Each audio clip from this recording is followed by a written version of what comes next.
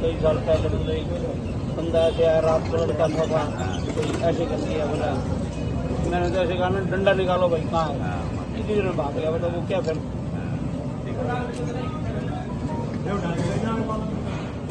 हर दुकानदार के पास ही किसी ने नहीं। देखो दुकान तो ऐसी जगह है भाई, सबके लिए सारा टाइम खुली रहती है। आप अगर वहाँ सुरक्षित नहीं होगा, व्यापारी अगर सुरक्षित नहीं होगा तो काम ही नहीं कर पाएगा, बैठेगा कैसे। हमारा दूध सप्लाई के जो आ जाते हैं, दूध वाले दूध लेने वाले भी आ जाते हैं, 6:15 बजे खोलते हैं, 7:45 बजे में बंद करता है, शाम को 8 भी नहीं बजने देता, 7:45 बजे शॉप बंद हो जाती है डेली। अच्छा, मैं कल इसको सोच रहा था कि ये दोनों जगह इन्होंने फेमस हलवाई जो है वहाँ क्यों इन्होंने फायरिंग करी। असल में जो फेमस नाम हो जाता है वहाँ पब्लिक डीलिंग ज़्यादा होती है, और अखबार में भी जब नाम आता है तो लोग पढ़ते हैं फिर उसको ध्यान से कि अच्छा वहाँ गाना सोच के मातराम की होगी फायरिंग, यहाँ सीताराम जी की होगी फायरिंग, तो ये डर फैलाना चाह रहे हैं।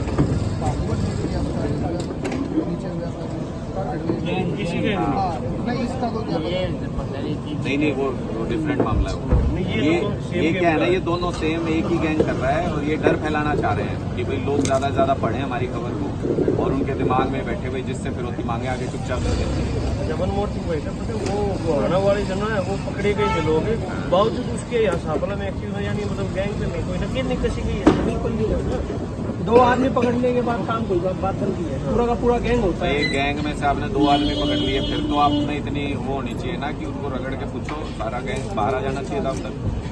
काम पे भी बहुत बुरा असर पड़ा होगा बाबूजी, काम पे तो ऐसे करते हैं। हाँ, साइकोलॉजी तो क्या आस पड़ोस भी आने बैठ रहेगा ऐसे तो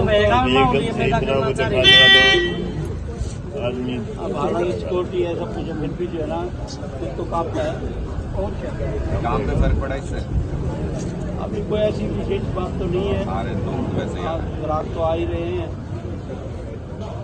भाई बनाना नहीं जो है वो पर नहीं आपने भी देखो जैसे आपने डंडे का डर दिखाया ना, डंडा का है तो वैसी मजबूती दिखाना, आगे भी दिखाना, और हम सब तैयार हैं, सब बैठे हैं आपके लिए। आपके साथ है और पूरा काम का पूरा लगा देंगे हम, ये सापड़ा से है बेफिक्र रहो। ये तो देखो ये सबके लिए खतरा है, ये सिर्फ इनके लिए नहीं है। अगर माहौल ऐसा बन गया तो सबके लिए ये बारी सबकी आएगी फिर। ये तो अगर कोई ऐसी घटना भी हो तो सबको आसपास में भी मिलके उसको मुकाबला करना चाहिए उसको। आज इनका नंबर है, कल को दूसरे का आएगा नहीं न सब लोग ये कहते हैं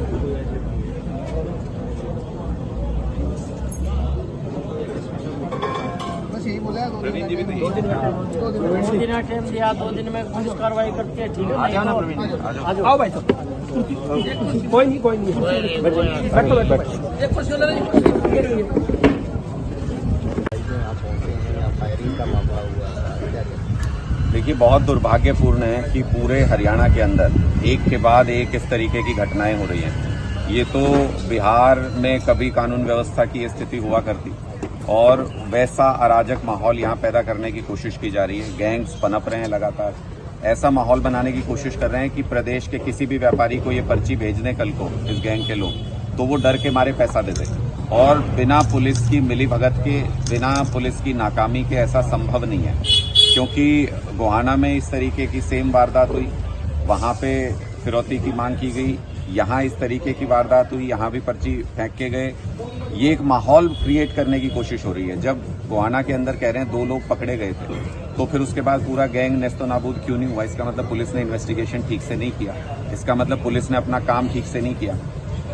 पुलिस हमारे ऊपर तो जो शांतिपूर्ण तरीके से कहीं प्रदर्शन करने चला जाए, किसी गरीब आदमी की कोई बात कहने चला जाए, उसके ऊपर तो लाठियां चलाती है। कल ताबड़तोड़ लाठियां हमारे ऊपर करनाल में बरसाई है।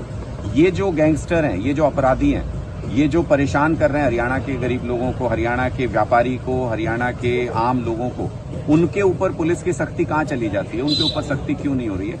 हम इसको लेके बहुत चिंतित हैं कि हरियाणा में कानून व्यवस्था की हालत लगातार बद से बदतर होती जा रही है। रोजाना लगभग 1 मर्डर होता है, रोजाना लगभग 2 से 3 रेप हो रहे हैं, और ये नए तरीके का कल्चर जो लगभग समाप्त हो गया था, ये गैंगबाजी और इस तरीके की घटनाएं, वो अब दोबारा से उसको वैसा ही एनवायरनमेंट बनाने की कोशिश हो रही है। हम तो आज सीताराम जी के यहाँ पे ये कहने के लिए आए थे कि पूरे तरीके से हम परिवार के साथ हैं, जिस भी तरीके की मदद, अगर प्रशासन ने 2 दिन का समय मांगा है इन लोगों से कि 2 दिन के अंदर वो कार्रवाई करके पकड़ेंगे, अगर 2 दिन में वो कार्रवाई करने में सक्षम नहीं है, नहीं कर पाते हैं, आम आदमी पार्टी का एक एक कार्यकर्ता मजबूती से हम इनके साथ खड़े हैं, किसी भी हालत में इनकी आवाज दबने नहीं देंगे। और ये जो खौफ का माहौल बनाना चाहते हैं, हमें अपना सीना आगे करना पड़ा तो हम कर देंगे, लेकिन खौफ का माहौल हरियाणा के अंदर नहीं बनने देंगे। व्यापारी खुल के राहत से सांस ले सकें, अपना काम कर सकें, उनको ऐसा माहौल, ऐसा एनवायरनमेंट मिलना चाहिए। हरियाणा सरकार सुनिश्चित करे, हरियाणा पुलिस सुनिश्चित करे, वरना सड़कों पे भी उतरना पड़ेगा तो हम गुरेज नहीं करेंगे।